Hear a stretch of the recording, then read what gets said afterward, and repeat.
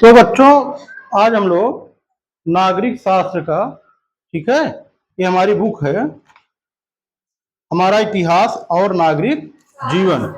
नागरिक जीवन इसमें जो है नागरिक शास्त्र का आज हम लोग पहला पाठ पढ़ेंगे। तो नागरिक शास्त्र का हमारा जो पहला पाठ है उसका नाम है हमारा लोकतंत्र।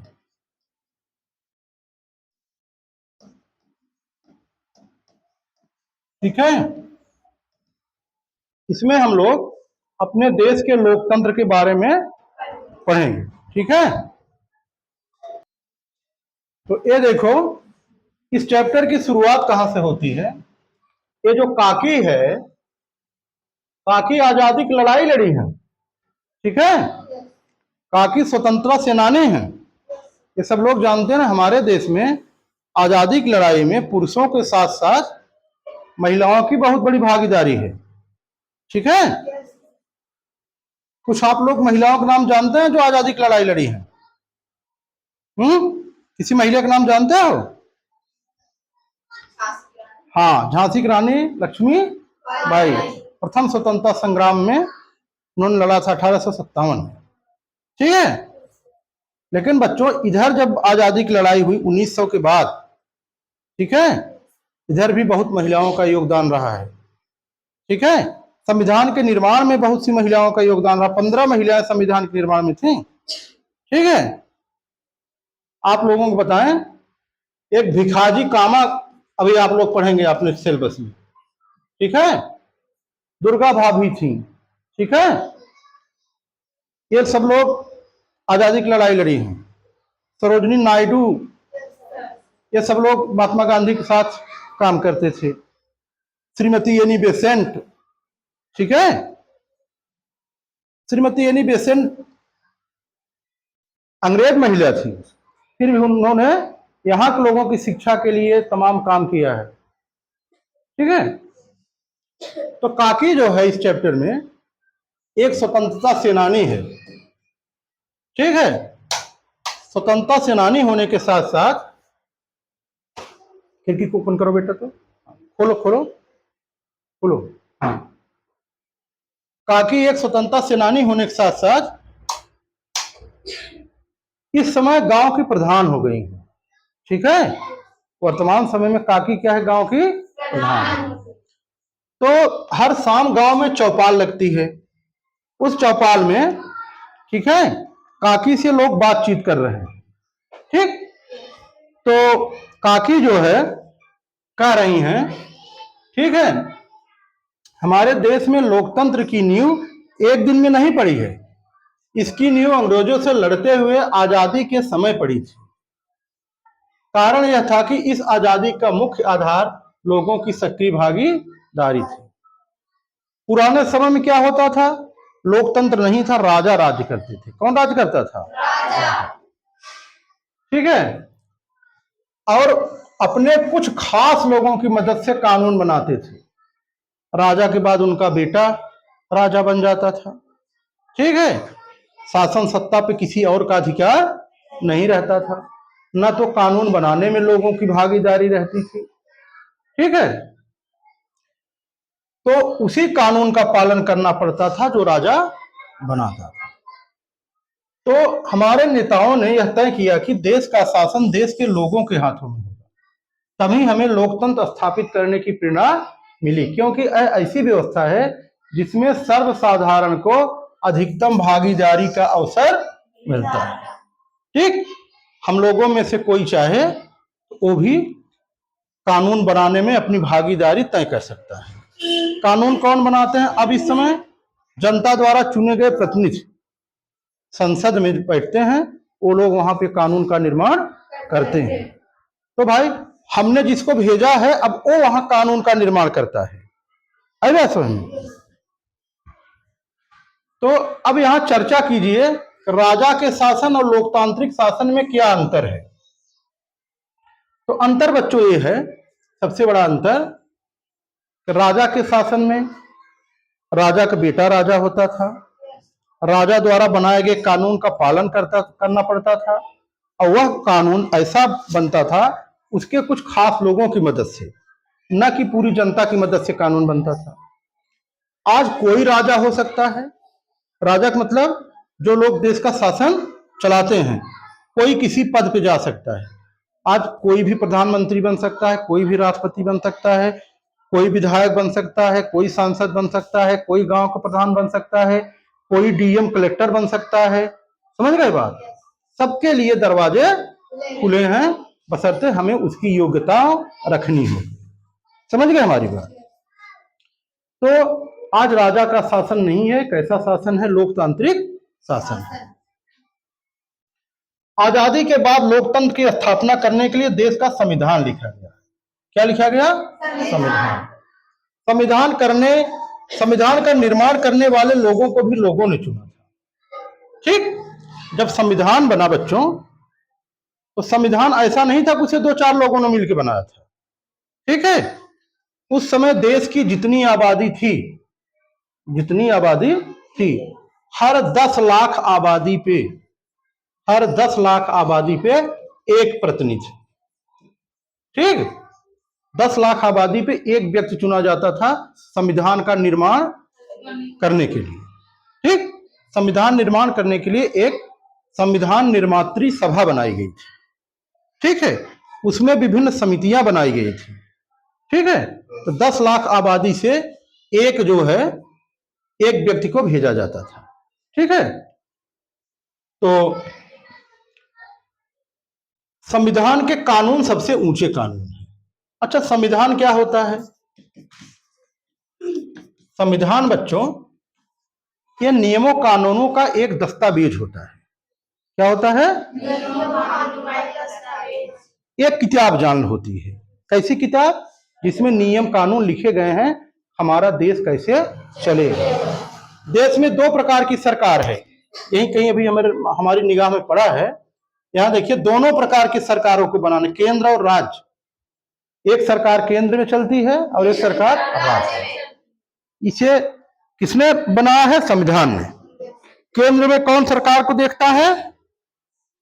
राष्ट्रपति मुखिया होता है सरकार का। उसके अंडर में प्रधानमंत्री सारा काम करता है। और राज्य में राज्य का मुखिया राज्यपाल होता है, उसके अंडर में मुख्यमंत्री काम करता है सारा। ठीक है? जो वास्तविक प्रधान होता है वो कौन होता है? राष्ट्रपति। ठीक है? लेकिन कार्य कौन करता है? प्रधानमंत्री। तो दोनों सरकारों का गठन किया गया है। लोगों को दोनों के नियमों को मानने पड़ते हैं। यदि कोई भी व्यक्ति कानून तोड़ता है तो उसे कानून के अनुसार सजा मिलती है। अब फिर क्वेश्चन लोग पूछ रहे हैं, ठीक है, शबनम पूछ रही है, पर काकी हम कैसे कह सकते हैं कि हमारे देश में लोकतंत्र है? ठीक, शबनम पूछ रही है, काकी हम कैसे कहेंगे कि हमारे देश में लोकतंत्र है? अब देखिए काकी क्या जवाब दे रही हैं। ठीक है, तुम ध्यान से सुनो। लोकतंत्र की कुछ विशेष बातें होती हैं जो लोकतंत्र के आधार हैं। ठीक है?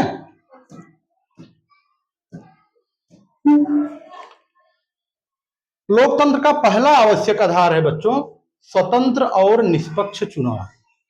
पहला आधार क्या है? अब हम सबसे पहले ये जानेंगे स्वतंत्र और निष्पक्ष चुनाव होता कैसे है, कौन कराता है। ठीक है? तो बच्चों, इसके लिए भारतीय संविधान में निर्वाचन आयोग का गठन किया गया है। ठीक है? लोकतांत्रिक सरकार की स्थापना की गई है जिसके तहत चुनाव कराने के लिए, ठीक है, संविधान ने निर्वाचन आयोग का गठन किया गया है। निर्वाचन आयोग ही स्वतंत्र और निष्पक्ष चुनाव कराता है। आई बात समझ में? निर्वाचन आयोग को ही इलेक्शन कमीशन कहा जाता है। क्या कहा जाता है? इसी को हम लोग इलेक्शन कमीशन कहते हैं। अब बच्चों, यह सुनिश्चित करता है कि चुनाव स्वतंत्र और निष्पक्ष हो। कितने लोगों ने चुनाव होते हुए देखा है? अभी तो आप वोट डालते नहीं हैं, आपके माता पिता भाई बहन वोट डालते होंगे। वोट पढ़ते हुए देखा है किसी ने? यही स्कूल में वोट पड़ता है। ठीक है? अभी बताएंगे हम आपको कैसे कैसे वोट पड़ता है, मशीन सब अभी दिखाएंगे आपको। ठीक है? अब ये देखिए, निर्वाचन आयोग जो है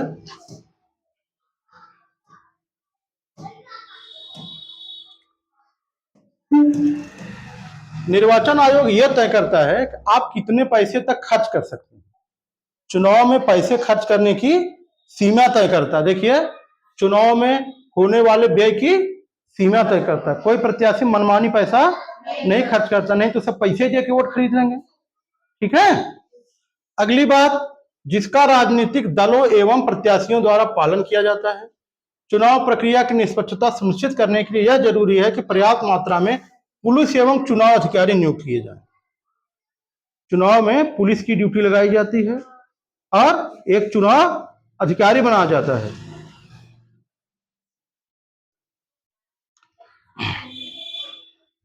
अगर चुनाव में किसी प्रकार का विवाद होता है तो चुनाव आयोग और उच्चतम न्यायालय की भूमिका सर्वोपरि होती है।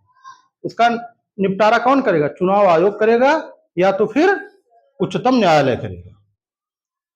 अब चर्चा कीजिए ऐसे कौन से कारण हैं जिससे चुनाव की स्वतंत्रता और निष्पक्षता को खतरा हो सकता है।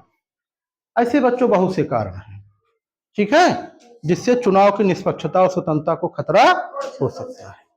ठीक है। जैसे चुनाव में कोई प्रत्याशी किसी से जबरदस्ती डरवा धमका कर वोट ले ले, भय दिखाकर। क्या दिखा करके? ठीक। दूसरा कारण, खरीद फरोख्त। ठीक है। चुनाव में धन बल और बाहुबल। ठीक है। कोई पैसा बांट दे, जबरदस्ती वोट ले ले। दारू शराब तक प्रत्याशी सुनने में आता है कि बांटते हैं वोट लेने के लिए। ठीक है। अगर आपको कोई दारू पिलाए तो आप वोट दोगे उसको? नहीं। ठीक है। अगर घर वालों को भी कोई दारू पिलाता है तो उसको आप मना करेंगे, हम वोट मना करेंगे कि हम ऐसे गंदे आदमी को वोट नहीं देंगे। दो चीजें हो गई। तीसरी चीज, बूथ कैप्चरिंग कर लेते हैं लोग। ठीक है। देखिए, यहां पे जबरदस्ती वोट डालने। ठीक है। यही सब जो है स्वतंत्र एवं निष्पक्ष चुनाव को खतरा उत्पन्न होता है। ठीक है।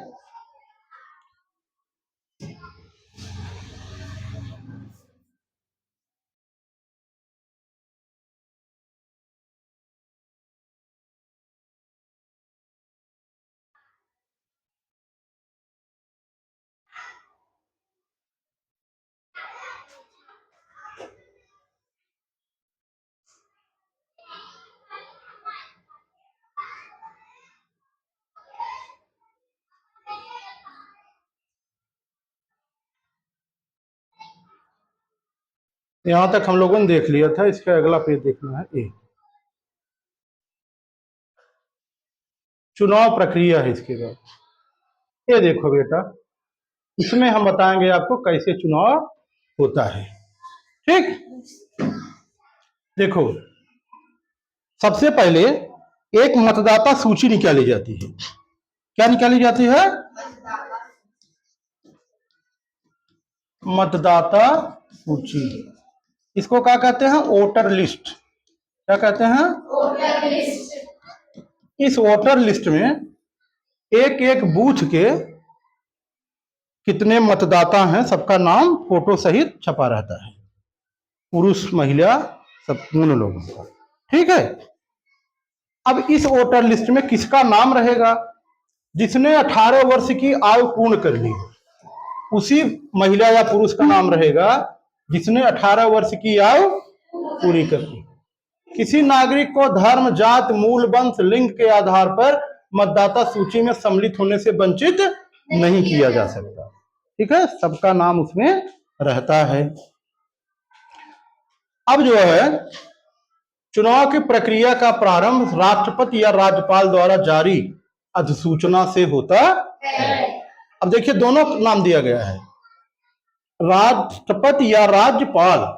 अभी हमने आपको बताया ना कि केंद्र सरकार का प्रधान कौन होता है? राष्ट्रपति। और राज्य सरकार का प्रधान कौन होता है?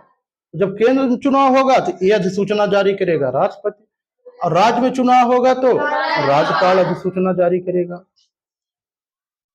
निर्वाचन आयोग चुनाव कार्यक्रम की घोषणा करता है। निर्वाचन आयोग एक टाइम टेबल फिक्स करता है कि इस महीने से चुनाव होगा, इतनी डेट से, अब यहां तक खत्म होगा। ठीक है, कितने चरणों में होगा, देश बहुत बड़ा है अपना, तो विभिन्न चरणों में चुनाव किए जाते हैं, एक साथ पूरे देश में चुनाव नहीं होता है। तो निर्वाचन अधिकारी नामांकन पत्रों की जांच कर उम्मीदवारों की अंतिम सूची जारी करता है। तो पहले जब चुनाव की घोषणा हो जाती है तब नामांकन होगा। कौन नामांकन करेगा? प्रत्याशी जो चुनाव लड़ेगा।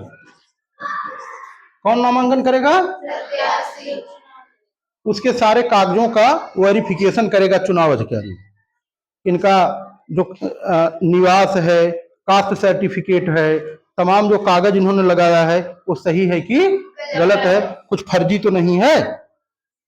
उसकी जांच करने के बाद फिर वो अंतिम सूची जारी करेगा। किसकी अंतिम सूची जारी करेगा? चुनाव मैदान में कितने लोग लड़ने वाले हैं। मान लीजिए 10 लोग लड़ रहे हैं। कितने लोग? 10। वो 10 का नाम सहित जो है, नाम सहित लिस्ट दे देगा। ठीक। अब जो है फिर लोग आएंगे, अपना चुनाव प्रचार करेंगे। इनको एक एक चुनाव चिन्ह मिल जाएगा। ठीक है, जैसे इसको मान लो, पहले व्यक्ति को बैल चुनाव चिन्ह मिल गया। क्या मिल गया? दूसरे व्यक्ति को मान लीजिए गाड़ी, कुर्सी मिल गई। तीसरे व्यक्ति को मान लीजिए वो मिल गया, कैमरा चुनाव चिन्ह मिल गया। किसी को चारपाई चुनाव चिन्ह मिल गया। ठीक है, अब ये लोग चुनाव प्रचार करेंगे, अपना चुनाव निशान सबको बताएंगे। ठीक है, अब चुनाव के दिन बच्चों मतदान जो करने आएगा उसके लिए एक मतदाता पहचान पत्र होता है। इसको ईपिक कहते हैं। क्या कहते हैं? ईपिक, मतदाता पहचान पत्र। अपना मतदाता पहचान पत्र या वोटर आईडी भी इसको कहते हैं। इसको लेकर के बूथ पे जाएगा, मिलान करेगा एक चुनाव अधिकारी।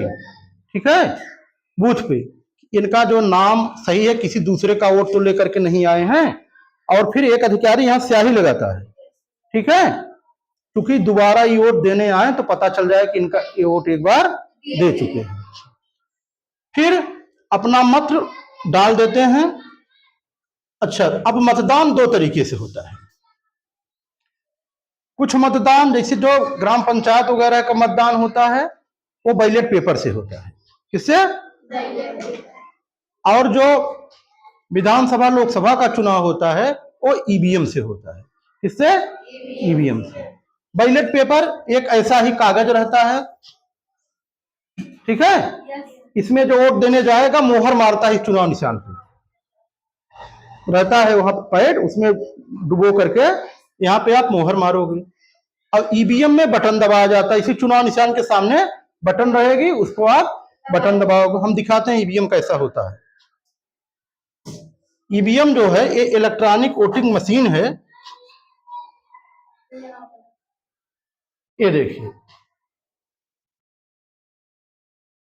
ये इलेक्ट्रॉनिक वोटिंग मशीन है। ये सब बटन है, यहां सब चुनाव निशान रहता है। ठीक है, और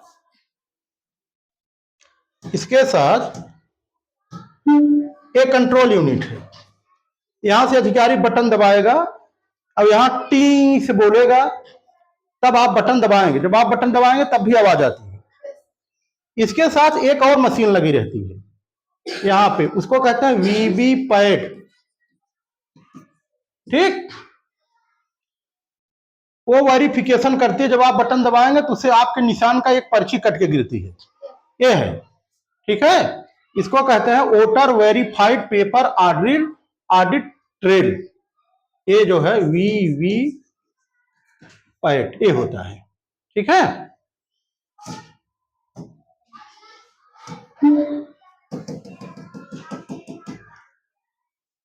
ये होता है। ठीक,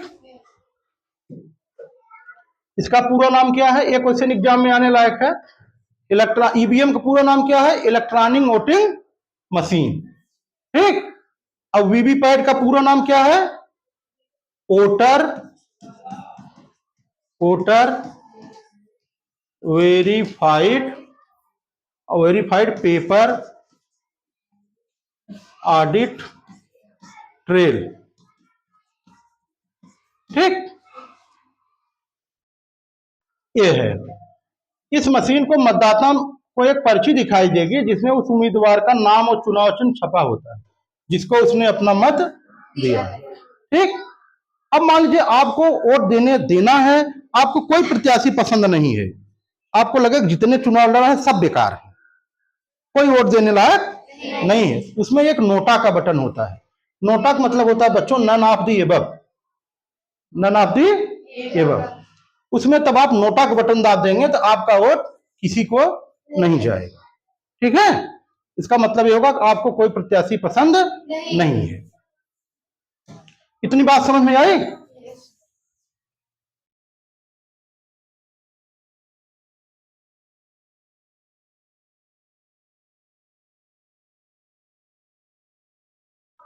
अब देखिए, जो राजनीतिक दल होते हैं उनका अपना एक पार्टी कार्यालय भी होता है। ठीक है, सारे राजनीतिक दलों का अपना एक पार्टी कार्यालय सब बना रहते हैं, वहीं पे अपना बैठक उठक करते हैं, वहीं से चुनाव प्रचार को कंट्रोल करते हैं। ठीक है, ये देखिए जैसे किसी पार्टी कार्यालय है, यहाँ पार्टी का नेता बैठा हुआ है, सब लोगों को बुला करके अपना प्रचार उचार करने के लिए यहीं से रणनीति बनाते हैं। ठीक है, उसके बाद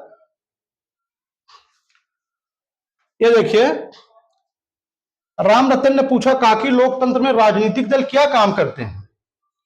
अरे राम रतन, किसी भी विशाल समाज में लोग व्यक्तिगत रूप से सार्वजनिक जीवन को प्रभावित नहीं कर सकते, परंतु दूसरों से मिलकर यह संभव हो सकता है। यह काम राजनीतिक दल करते हैं। ठीक है, राजनीतिक दल राजनीतिक पद एवं प्रभाव पाने के उद्देश्य से समान विचार रखने वालों के साथ मिलकर कार्य करते हैं। इसके अलावा चुनाव के समय राजनीतिक दल अपने विचार, कार्यक्रम एवं नीतियों को लोगों के समक्ष रखते हैं। हर राजनीतिक दल का अपना विचार होता है, अपना एक आइडिया होता है, अपने कुछ कार्यक्रम होते हैं, उसको जाकर के जनता में वो समझाते हैं। आई बात समझ में? जैसे बीजेपी सरकार वर्तमान समय में किसान सम्मान निधि चलाती है, किसानों को पैसे देती है, लोगों को मुफ्त में राशन देती है। जब चुनाव आएगा बीजेपी वाले क्या करेंगे? जाएंगे गांव में, समाज में, लोगों को अपनी नीतियों को बताएंगे।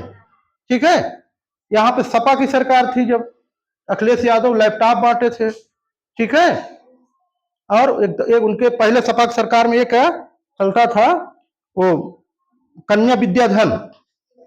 ठीक है, उसके पहले एक बार सपा की सरकार में बेरोजगारी भत्ता मिलता था। लोग जाकर के अपनी नीतियों को बताते हैं। ठीक है, कि हमारी ये नीतियां हैं, हमारे कार्यक्रम, हमारे विचार हैं, आप हमको वोट दीजिए। तो जनता को जिसको जो पसंद आता है, जिसकी नीतियां अच्छी लगती है, उसको अपना वोट दे देता है। ये राजनीतिक दल हो गए। ठीक है, अब जिसकी राजनीतिक दल में पक्ष और विपक्ष, जिसकी सरकार बन गई वो सत्ता में हो गया, और जिसकी सरकार नहीं बनी वो विपक्ष में बैठता है। कहां बैठता है? ये विपक्ष सरकार को गलत काम करने से रोकता है। ठीक है, वहां आवाज उठाता है संसद में, विधानसभा में। ठीक है, तो फिर काकी से प्रश्न नया आ गया कि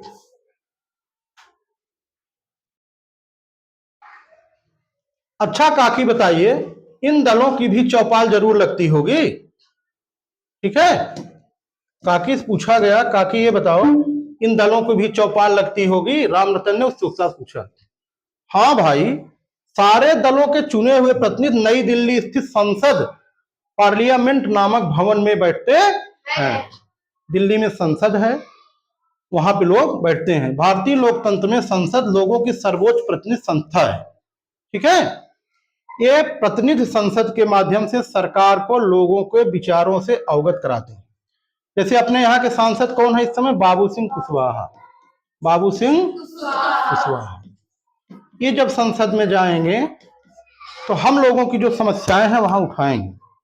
हमारे देश, हमारे क्षेत्र की जनता को ये तकलीफ है, वहां पे ये काम आवश्यक है। ठीक है, जब चौपाल लगेगी तो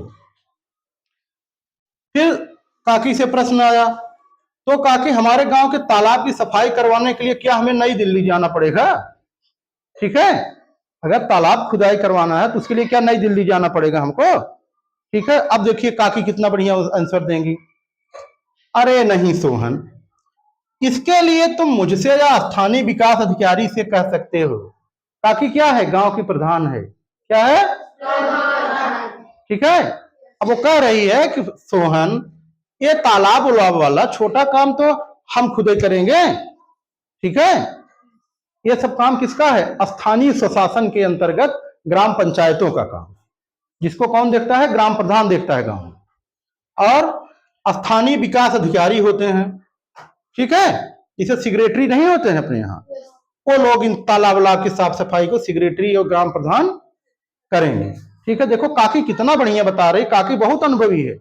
एक तो आजादी की लड़ाई लड़ी है, दूसरे ग्राम प्रधान भी है, उसको पहले का अनुभव भी है और इस समय का भी अनुभव है। ठीक है, फिर प्रश्न आ गया, पर काकी अगर सरकार तुम्हारे कार्यों में हस्तक्षेप करे तो? अब रहीम पूछ रहा है कि काकी अगर सरकार तुम्हारे कामों में हस्तक्षेप करे तब देखिए काकी क्या जवाब दे रही बच्चों।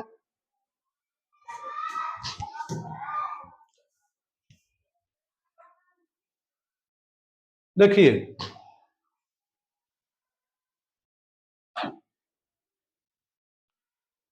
काकी कह रही है कि बेटा देखो, प्रत्येक नागरिक को कुछ मूल अधिकार दिए गए हैं। ठीक है,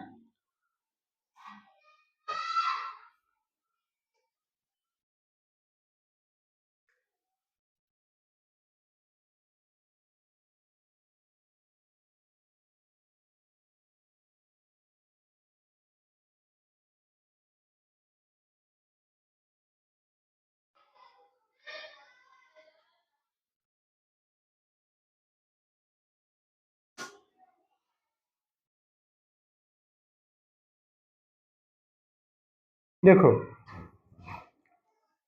जैसे कुछ मूल अधिकार दिए गए प्रत्येक नागरिक को, काकी बता रही है। जैसे कौन कौन से मूल अधिकार हैं भाई? नागरिक, राजनीतिक, सामाजिक, आर्थिक, सांस्कृतिक अधिकार, यही मौलिक अधिकार फंडामेंटल राइट कहलाते हैं। लोकतंत्र का दूसरा आधार है यही। राजनीतिक एवं नागरिक अधिकार विशेषतः ऐसे अधिकार हैं जिनके अनुसार राज्य व्यक्तियों तथा समूहों के कार्यों में हस्तक्षेप न करने के लिए प्रतिबद्ध है। ठीक है, जो ये मौलिक अधिकार हैं इनमें सरकार हस्तक्षेप नहीं कर सकती है। ठीक है, राज्य व्यक्तियों तथा समूहों के कार्यों में सरकार जो है हस्तक्षेप नहीं करेगी। लोकतांत्रिक शासन में सभी लोगों के विचार, अभिव्यक्ति, संगठन बनाने, सम्मेलन करने, कहीं भी आने जाने, कोई भी व्यवसाय करने की स्वतंत्रता होती है। ठीक, ये लोकतंत्र की सबसे बड़ी खूबसूरती है। देखो क्या किया, इस सरकार में कोई भी अपनी बात रख सकता है, कोई भी कोई संगठन बना सकता है, सम्मेलन कर सकता है, कहीं भी आ जा सकता है, अपनी मनपसंद का कोई व्यवसाय कर सकता है। समझ गए बात? संविधान में भारतीय नागरिकों को अपने विचार व्यक्त करने की स्वतंत्रता का अधिकार दिया गया है। ठीक, इतनी बात सबको समझ में आई कि नहीं आई? ठीक है, आ गई? तो बच्चों हमने ये देख लिया कि मौलिक अधिकार क्या क्या होते हैं। ठीक है, तो शुरू से हमने देखो तमाम चीजें देखा कि लोकतंत्र क्या है। ठीक है, फिर हमने काकी के माध्यम से, काकी कितना अच्छा बता रही है, जो स्वतंत्रता सेनानी भी है और ग्राम प्रधान भी है प्रेजेंट में, वो हर प्रश्नों का उत्तर बहुत अच्छे ढंग से दी है। उसने बताया कि स्वतंत्र एवं निष्पक्ष चुनाव कैसे होते हैं। हमने चुनाव के बारे में देखा, चुनाव कौन कंडक्ट कराता है? निर्वाचन आयोग। ठीक है, उसके तरीकों को देखा, बैलेट पेपर से चुनाव कैसे होता है, ईवीएम से कैसे चुनाव होता है। ठीक है, फिर हमने इधर राजनीतिक दल के बारे में, संसद, मौलिक अधिकार, तमाम चीजों को देख लिया है। शेष बातों को हम लोग कल देखें। ठीक है।